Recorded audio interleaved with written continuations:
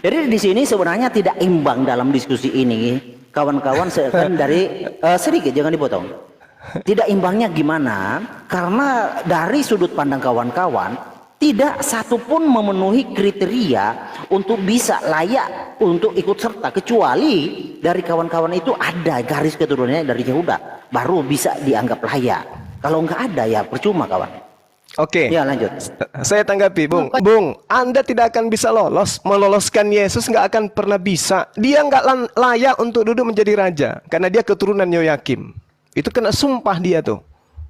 Anda baca Yeremia, biar Anda paham. Yeremia 30. Nah, sehingga ketika Anda mencoba mengambil data di dalam Yesaya 42 sebagai penggenapan Kejadian 49 nomor 10, Anda akan semakin jauh ketinggalan di sana. Kenapa? Tuhan harus disenangkan. Resata nafsi jiwaku sebagai Tuhan harus disenangkan. Kenapa? Karena saya menempatkan ajaranku, semangatku, ideku, gagasanku ke atas hambaku itu. Sehingga dia mengatakan apa? Natati ruhi Allah mesfat. Tentang keadilan. Coba.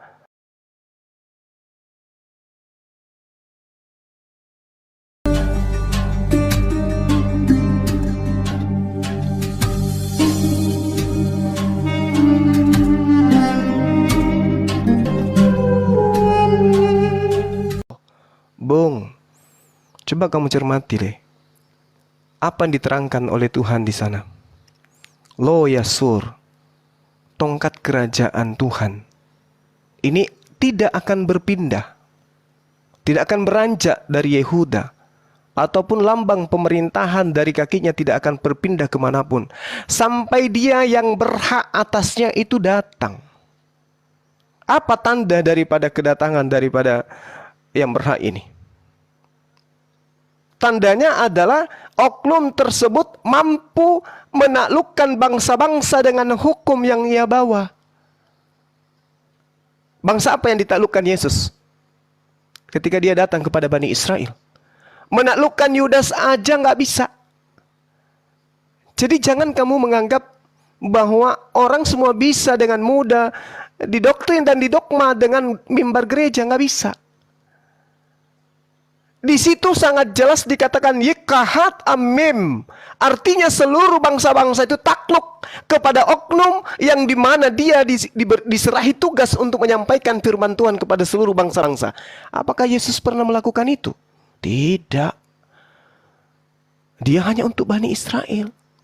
Ajarannya untuk diajarkan, dia utusan Tuhan. Kepada Bani Israel aja dia tidak mampu menaklukkan hukum Tuhan. Wahai Bani Israel, aku adalah utusan Bapa kepadamu. Bani Israel mengatakan, bukan. Kamu itu anak Maria, anak Pantera. Kamu itu anak hasil dari persinahan. Jadi Anda mimpi kalau Anda mendudukkan Kejadian 49 itu nomor 10. Cari oknum yang mampu menaklukkan hukum-hukum kepada bangsa lain. Oknumnya itulah yang dinubuatkan dalam Kejadian 49:10 itu. Yesus gugur segugur-gugurnya. Ya, dia datang untuk Bani Israel. Berhasil? Tidak. Itu Saudara Herdi, supaya Anda pelajari lagi. Silakan. Oke, saya tanggapi ya. Maaf, saya potong dulu ya, Pak. Pak, mohon maaf. Bang Rido, tolong dinaikin itu suara terpental itu dia. Bang Rido, monitor. Bang Yuansa. Oke, dilanjut Pak. Oke.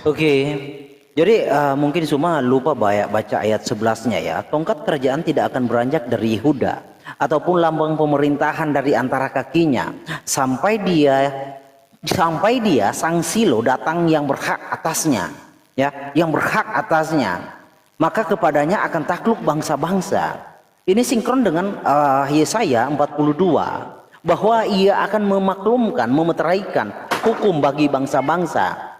Begitu yang terjadi kepada Yesus yang menggenapi. Ya, kalau Anda mau bertanya, Yesus menguasai dunia? Iya, dia menguasai.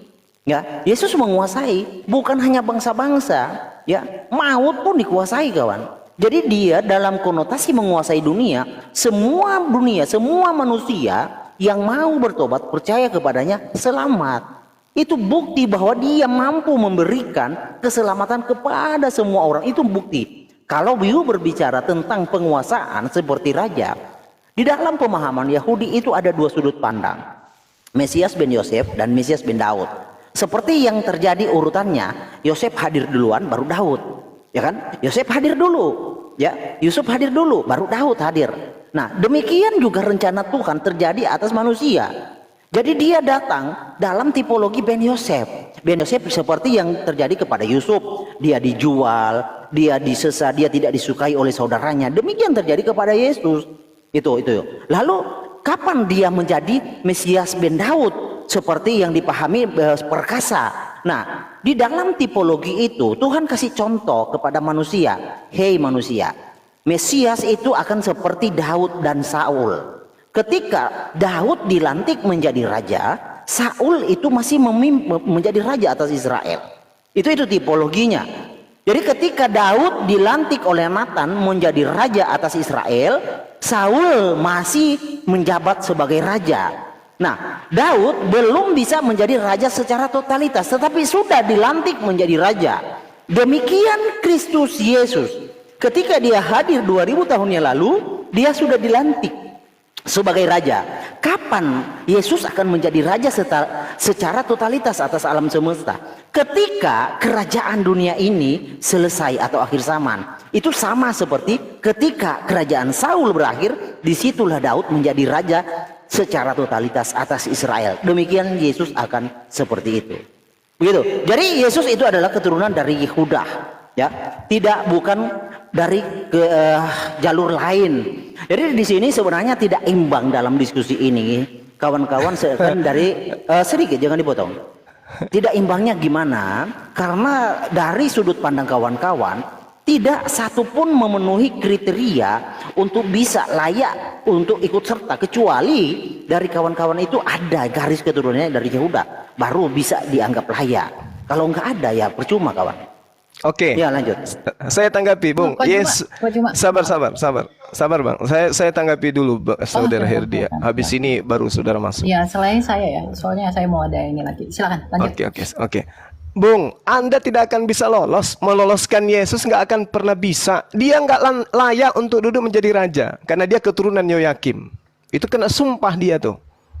Anda baca Yeremia, biar Anda paham. Yeremia 30. Nah, sehingga ketika Anda mencoba mengambil data di dalam Yesaya 42 sebagai penggenapan Kejadian 49 nomor 10, Anda akan semakin jauh ketinggalan di sana. Kenapa? Tuhan harus disenangkan. Resata nafsi jiwaku sebagai Tuhan harus disenangkan. Kenapa? Karena saya menempatkan ajaranku, semangatku, ideku, gagasanku ke atas hambaku itu. Sehingga dia mengatakan apa? Natatiruhi Allah mesfat, tentang keadilan. Coba, aku akan menimpan rohku, hukum-hukumku, keinginanku, ideku, gagasanku di atasnya, agar ide dan gagasanku itu yang berupa hukum-hukum dia tegakkan kepada seluruh bangsa-bangsa di atas muka bumi ini. Yesus lakukan. Anda mengatakan yes, itu bullshit. Yesus tidak bisa menundukkan Bani Israel. Bahkan dia menurut saudara dibunuh di atas tiang salib. Nanti diserongkan lagi. Oh, itu untuk persembahan yang harum kepada Theos. Apa nyambungnya? Yang datang ini, yang ada padanya semangat Allah, ruhi, yang datang dariku, kata Tuhan. Dia akan menaklukkan hukum-hukumku kepada seluruh bangsa. Yesus menaklukkan hukum apa rupanya? Dia mati.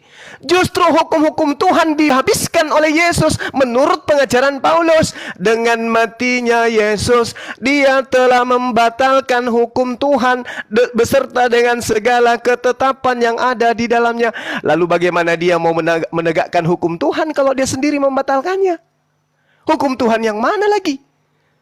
Sementara ketetapan hukum-hukum aturan yang datang kepada Bani Israel melalui Nabi Musa alaihissalam, itulah hukum yang harus ditegakkan kepada bangsa-bangsa.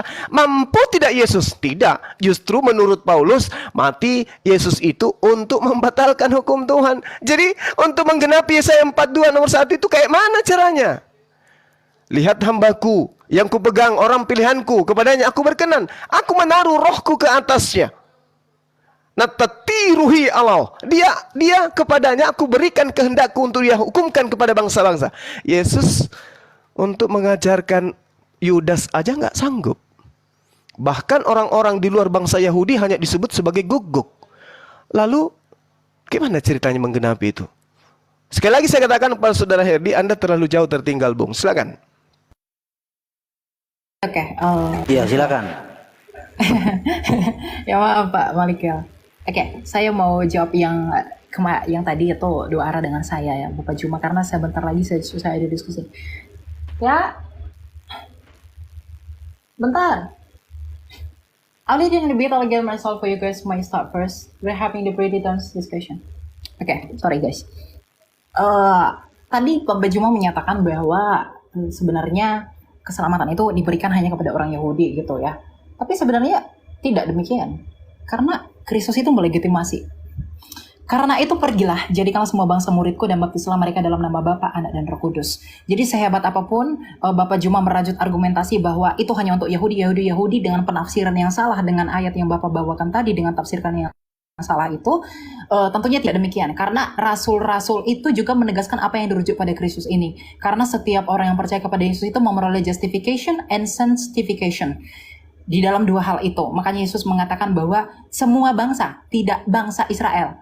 Ketika mungkin Bapak menyatakan bahwa tadi, dia aku diutus hanya untuk domba-domba Israel gitu. Kemudian ketika kita berhadapan dengan Matius 28 ayat 19, itu mungkin akan terkesan konotatif negatif. Bahwa hal ini terlihat bahwa, waduh kenapa ini bertentangan gitu. Sebenarnya tidak. Itulah pentingnya mengapa saya katakan perlu memerhatikan konten dan juga konteks dari ayat tersebut. Jadi memang Injil itu diberikan ke seluruh dunia karena orang yang kepada umat yang diberitakan itu mereka menolak itu. Jadi nanti makanya dalam penafsiran hermeneutika akhir zamannya Kristen dalam eskatologi itu disebutkan bahwa nanti setelah genap dulu semua orang di seluruh dunia yang di luar Yahudi masuk kepada kekristenan, artinya tergenapi menjadi orang pilihan, kemudian nanti akan menyusul dari bangsa Israel itu sendiri. Yang tadinya mereka yang terdahulu, kemudian mereka menjadi yang terakhir. Yang tadinya orang yang di luar itu terakhir, mereka menjadi yang terdahulu. Itu yang dinyatakan oleh firman Tuhan. Kita bisa melihat ini dalam 1 Korintus 9, 24, 25, sama 27. Oke? Kemudian berikutnya, aku ingin menegaskan kembali tentang Taurat tadi ya. Karena Bapak Juma sangat menekankan lagi-lagi dan berkali-kali berkaitan dengan satu tidak akan dihilangkan gitu. Saya lebih baik menyarankan belajar prinsip kasuistik dalam pemahaman orang Ibrani, dalam pemahaman orang Yahudi, gitu, agar kita tahu translinernya itu artinya apa dari satu iota yang saya maksudkan tadi. Apa sebenarnya arti satu iota sebelum semuanya terjadi itu tidak akan dihapuskan, gitu. Lagi dan lagi saya menekankan kepada bahwa kita itu tidak boleh menafsirkan di luar daripada konteksnya. Oke, kemudian yang berikutnya ini yang terakhir ya. Bentar, saya tadi Pak Juma juga sempat menyinggung berkaitan dengan inilah yang membuktikan bahwa itu Injil yang dibawakan oleh Paulus dengan Yesus itu berbeda gitu. Saya sebenarnya sudah memberi argumentasi yang sangat mendalam berkaitan dengan apa sebenarnya dimaksud dengan Injil itu ya.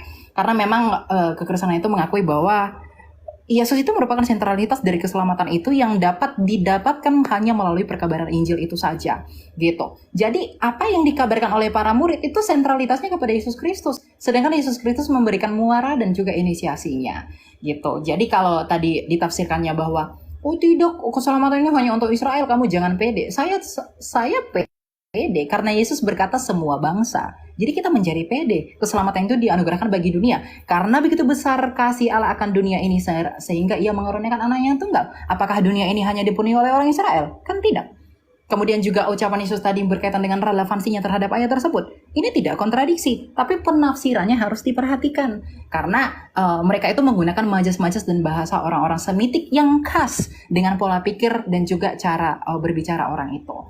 Gitu. Ya, mungkin itu yang bisa saya sampaikan teman-teman. Thank you banget buat Pak Juma dan teman-teman yang lain. Soalnya ini Sabtu. Oke. Ya. Baik. Ya, jadi saya izin turun ya. Soalnya saya ada. Siap. Makasih. Salam kenal ya. Terima Nanti kasih. kita Salam dia. kenal. Oke. Thank you. Oke, thank you teman-teman. Ya. Oke, terima kasih. Host, ada teman kita di bawah dinaikkan. Nanti dia menggantikan Host. saya untuk sementara. Ya, Selamat Tungri ya. Bang Rido. Iya. Selamat tunggu ya. Assalamualaikum warahmatullahi wabarakatuh, host teman-teman. Waalaikumsalam warahmatullahi wabarakatuh. Waalaikumsalam Bang Sidi. Iya, saya bantah dulu yang tadi itu ya. Jadi seluruh bangsa kemudian itu berapa kali saya harus mengatakan di dalam Yosua 10:21 segala bangsa yang dimaksud di sini adalah Bani Israel. Yosua 10:21 ini cerminannya, pulanglah seluruh bangsa itu dengan selamat kepada Yosua. Bukan berarti seluruh bangsa yang ada di atas muka bumi ini seluruh manusia. Tidak, bangsa yang dimaksud dalam tradisi Yudaism itu adalah Bani Israel. Ketika berbicara mengenai bangsa, mereka tidak mengenal bangsa lain. Tidak dianggap bangsa kita ini. Tidak dianggap umat kita yang di luar Bani Israel oleh mereka. Begitu juga Yesus. Makanya ada cerminan orang di luar Yahudi dipanggil Gog oleh Yesus. Karena di luar Yahudi tidak dianggap bangsa. Sehingga bangsa yang dimaksud adalah 12 suku bangsa Bani Israel. Nah, lalu kemudian ketika merujuk kepada Matius 28. Lagi-lagi saya mengatakan, Matius 28 itu hanya sampai ke data nomor 15-nya. Yang harus tersiar sampai hari ini di tengah-tengah Bani Israel adalah tentang tentara upahan, bukan tentang pembaptisan. Lalu kemudian ketika dipaksakan data 28 ini sebagai pernyataan Yesus, ya silakan aja. Karena itu pergilah jadikanlah semua bangsa muridku. Bangsa muridnya itu adalah Bani Israel. Baptislah mereka dalam nama Bapa, Anak dan Roh Kudus, tak ada masalah. Baptis nama Bapa, apa itu Bapa? Tuhan pencipta langit dan bumi menurut mereka. Apa itu Anak? Utusan Tuhan, Nabi, Rasul kepada mereka. Apa itu Roh Kudus? Penyampai firman kepada Yesus sebagai perantara. Yang masalah kalau dibaptis lalu dituhankan tiga-tiganya. Tapi kalau didudukkan perkara tiga-tiganya ini sebagai duduknya yang sebenarnya, kedudukan yang sebenarnya tidak ada masalah. Bapa sebagai Tuhan, Yesus sebagai Rasul, Roh Kudus sebagai penyampai firman, tidak ada masalah. Tapi kalau dituhankan tiga-tiganya baru bermasalah. Kemudian data nomor 20-nya. Dan ajarlah mereka melakukan segala sesuatu yang telah kuperintahkan kepadamu. Mana perintahnya Yesus supaya orang menyembah dirinya? Ada? Tidak ada. Berarti Kristen bukan ajaran Yesus.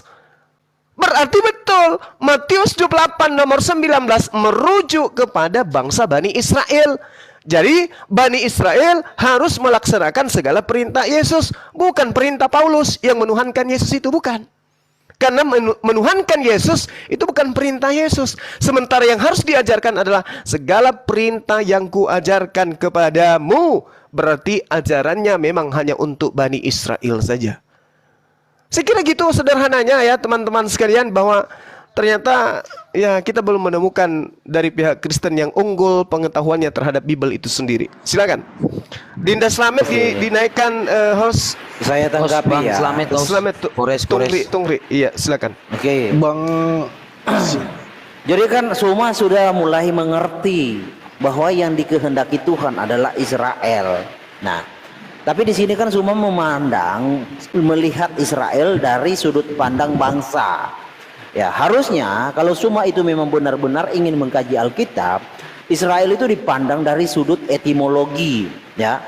Seperti yang terjadi kepada Yakub. Alasan Yakub disebut Israel itulah yang sebenarnya Israel. Nah, jadi apa alasan Yakub itu disebut Israel? Karena Yakub itu mampu bertahan bergulat dengan Malak Hashem. Itu alasannya Yakub disebut Israel. Dan itu disotkan oleh Tuhan Yesus, ya, bahwa orang yang bertahan keimanannya sampai akhir hidupnya, ya, kepada Kristus, itulah yang disebut Israel. Oke, jadi itu pemahaman pengertian Israel secara etimologi. Dan untuk mewujudkan itu Tuhan hanya memilih bangsa. Nah, bangsa Israel menjadi penggenapan untuk merealisasikan rencana Tuhan. Terbukti di dalam Keluaran 4 ayat 23, Tuhan berkata, Israel adalah anakku yang sulung. Oke, dan Tuhan berkata di dalam Mazmur 147 ayat 19 sampai 20 dikatakan di sana bahwa hanya kepada Israel Tuhan memberikan hukum dan ketetapannya. Jadi bangsa-bangsa selain Israel Itu tidak pernah Tuhan berperkara tentang hukum dan ketetapannya. Oke. Ketiga, Tuhan berkata di dalam Amos 3 ayat 1 dikatakan di sana bahwa hanya Israel yang ku kenal di antara segala bangsa. Oke, hanya Israel. Dan Tuhan berkata di dalam Imamat bahwa Israel adalah umatnya. Jadi memang Tuhan hanya memilih Israel. Itu melambangkan apa? Nanti ya, itu melambangkan kesetiaan. Oleh karena kesetiaan Tuhan terhadap Israel, bangsa-bangsa mendapat berkat seperti yang sudah Tuhan katakan kepada Abraham. Oleh keturunanmu lah segala bangsa mendapat berkat. Oleh keturunanmu. Dan Tuhan memverifikasi itu. Yang disebut keturunanmu adalah dari Ishak. Ya, berlanjut kepada Yakub disebut Israel dan menjadi bangsa yang besar dan sampailah kepada Kristus Yesus digenapi. Jadi demikian janji Tuhan yang Tuhan aplikasikan kepada Israel. Tidak ada keselamatan selain dari bangsa Israel. Kata firman Tuhan, di Sion ada keselamatan. Di Sion ada pengejaran. Di Gunung Sion, disitulah Tuhan di dalam Yesaya 25 ayat 7 sampai 10, di atas Gunung Sion Tuhan membentangkan kain perkabungan yang diselubungkan untuk segala bangsa. Goyim, untuk segala, all in. Jadi keselamatan itu datang dari bangsa Israel dan Sang Mesias itu hadir di tengah Israel. Tidak ada keselamatan di luar Israel, kagak ada. Tuhan tidak pernah berperkara kepada orang yang di luar Israel setelah Israel menjadi bangsa. Kagak ada, kawan. Demikian. Oke, baik. Terima kasih ya Saudara Herdi atas tanggapannya. Kalau tidak ada keselamatan dari Israel dan Kristen itu berasal bukan dari sana, ya udah selesai. Al-Quran menjelaskan begini, Bung. Bismillahirrahmanirrahim. Walaqad ahazallahu mitsaqa bani Israil wa ba'atsna minhum 12 naqiban. Memang Allah mengangkat mereka, mengangkat derajat mereka pada masa itu. Jadi yang disebut Bani Israel ini adalah anak keturunan secara nasab dari Nabi Yakub alaihissalam. Kalau ada yang mengaku mereka juga adalah nasabnya dari Bani Yakub tapi bukan Bani Israel, itulah penyamar-penyamar itu. Lalu Allah mengatakan mereka mengingkari janji mereka. Fabima naqdihim mitsaqahum la'annahum wa ja'alna qulubahum qasiyah. Mereka melanggar sehingga mereka dilaknat. Apa pembuktian laknatnya? Ketika Yesus datang kepada mereka, memberikan tanda mujizat, kekuatan dan segala sesuatu yang Tuhan berikan kepada Yesus pertontonkan. Bukannya beriman, tapi dicela. Kenapa? Summum bukmum umyum fahum la yarjun. Hatinya tertutup dia. Sehingga Yesus ditolak. Nah, karena Yesus ditolak, maka hukum-hukumnya tidak berlaku. Hukum yang diajarkan Yesus itu tidak berlaku bagi mereka. Jadi apa yang saudara ambil dari Yesaya 42 nomor 1, Kejadian 49 nomor 10 itu tidak kena kepada Yesus. Yesus itu adalah, kalau di dalam kitab saudara, orang yang dihinakan, orang yang dinistakan sama sekali. Jadi tidak cocok dia sebagai pembawa hukum yang ditegakkan kepada bangsa-bangsa ya, dengan kronologis yang terjadi terhadap dirinya. Dia manusia yang disetarakan dengan hewan, anak domba. Kemudian dia tempat lahirnya aja dinistakan, lahir di kandang binatang. Kemudian matinya pun, bahkan bentuk rambutnya pun, bahkan wajahnya pun dihujat mati-matian di sana. Bahkan sampai pada diludahi dan seterusnya. Lalu pembenarannya kemudian adalah yang menyimpang dari kebenaran. Oh, dia melakukan itu semua rela demi untuk keselamatan. Loh, katanya untuk negakkan hukum-hukum. Kok jadi melempem? Harusnya Yesus itu dengan gagah berani mengibarkan panji Taurat kepada Bani Israel. Tapi apa yang dikatakan oleh Yesus dalam Yohanes 7? Orang banyak ini yang tidak mengenal hukum Taurat, terkutuklah mereka. Malah mengutuk. Bukannya dia tegakkan hukum Tuhan itu. Harusnya tentara Romawi, Imperium Romawi, Kekaisaran Romawi diusir oleh Yesus dari sana.